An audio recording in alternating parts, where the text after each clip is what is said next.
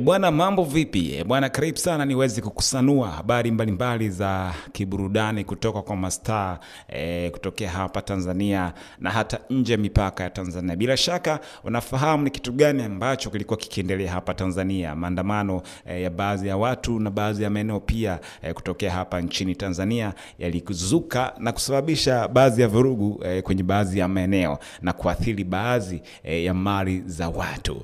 Bwana, moja ya watu ambao waliathirika na kazi ya hii ama maandamano haya ni msanii wa hip hop Billy Nenga, au sio bana? Ni miongoni mwa wasanii ambao nafikiri mpaka hivi sasa tujui wako kwenye hali gani, lakini atakuwa kwenye hali ambayo sio nzuri zaidi kwa sababu ya kile ambacho kiliweza kumfika kwenye upande wa biashara yake ya uuzaji wa simu. Tunafahamu Nas ni mmoja wa wafanyabiashara ambao walikuwa wakijihusisha na uuzaji wa simu, akizifuata kule Dubai pamoja na nchi nyingine kuja kuziuza, na simu ambazo alikuwa akiuza sana sana hapa ni iPhone. iPhone zote, iPhone 17, iPhone 15, 16, kila aina ya toleo la iPhone. Nas ni miongoni mwa wafanyabiashara wa simu ambao walitake over na waliuza sana simu hizo, lakini imekuwa tofauti sana kipindi hiki.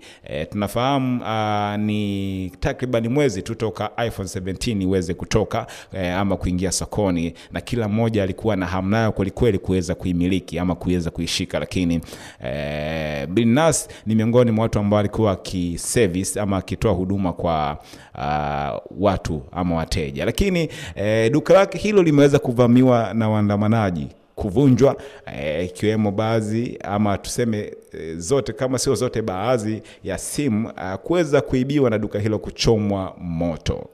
Yes, kitu ambacho hatujasikia kauli yoyote kutoka kwake, lakini isipokuwa tumeona tu action kwamba ameufuta mtandao wake wa Instagram. Amejitoa kwenye mtandao wa Instagram, tena hayupo. Hatujui yuko kwenye hali gani, lakini ama kitu gani ambacho anakipitia kwa kipindi hiki, au huenda atarudi baadaye, lakini hatujui.